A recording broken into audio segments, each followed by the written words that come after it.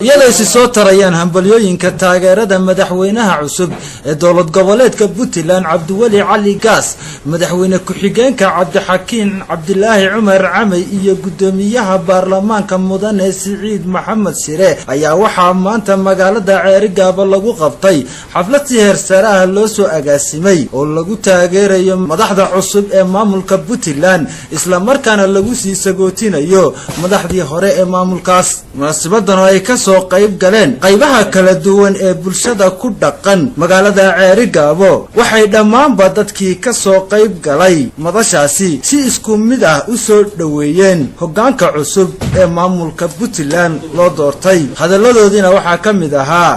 shaqooyinka ka soo qayb gashay xafladda qaaliga ee loogu hambalyeeyo maamul goboleedka Puntland anigoo ah maxay ahayd shaqooyinka degmada Ceerigaabo gaar ahaan koonfur sanaag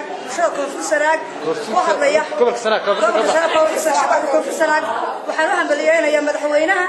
Cabdiwali Cali Gaas iyo ku-xigeenkiisa Cabdixakiin Cabdilaahi Cumar Camay waxaan gudoomiyaha baarlamaanka xildhibaanada sharafta badan ee sida karaamada lagu soo doortay dowladda cusub waxaan leenahay madaxweynaha Gaas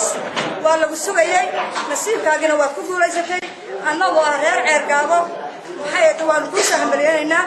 waxaan farxadda la qaybsanaynaa maamul goboleedka Puntland ee walaalaha waxaan leenahay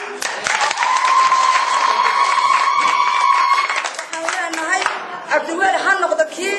wax badan oo mugdi ku jiray Puntland kii ka saari lahaa ilaahay ka dhigo kii Soomaali Maxamed oo dhan midayn lahaa ilaahay ka dhigo waan ku soo duceynaynaa waan isam xamuudnu waxaan u hambalyeeynaa Cabdiwali Maxamed Cali Gaas iyo madaxweyne ku-xigeenkiisa Cabdixakiin Cabdilaahi Cumar Camay waxaan leeyahay soo dhawaada runtii farxadda laga soo koobi karo badan baan faraxsanahay waxaad moodaa macnaha dawladnimada goboleedka Puntland inay si fiican gacanta maanta ay noogu jirto oo waa cusub noo bariyay oo waa mugdi naga kacay alxamdulillah rabbil caalamiin gaar ahaan haddaanu nahay gobolada soo sanaag iyo caalamka dawladda iyada waanu ka oomanahay oo waanu oomanahay runtiina waxa weeyaan Cabdilaahi Yuusuf Axmed dawladda nooga dambeeyay wada Cabdilaahi Yuusuf maanta inaanu dhiman uu nool yahay oo uu noo soo dhashay hambalyo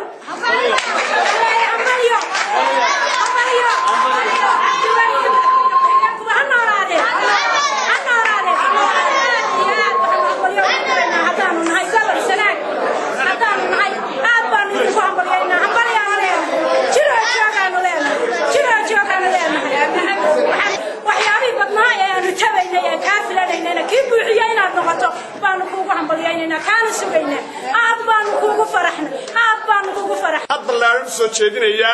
baarlamaanka Puntland ee sida sharafta leh u soo doortay madaxweyne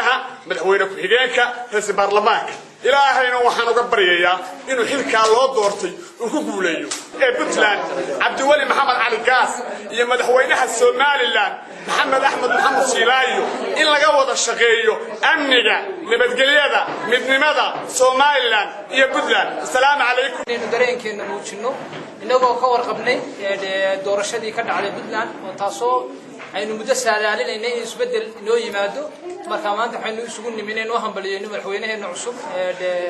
Cabdiwali Cali Gaas wajiyana waxaynu ka firaynaa inuu isbedel weyn inoo yimaado meesha aynu isugu nimi xafladana waa Ceerigaabo waxaynu hambalyo kale u sii diraynaa madaxweyne ku-xigeenka Cabdixakiin Cumar Camay waxaynu sii sagootinaynaa isaga laftiisa hawl badan qabtay madaxweynihii hore ee Cabdiraxmaan Faroole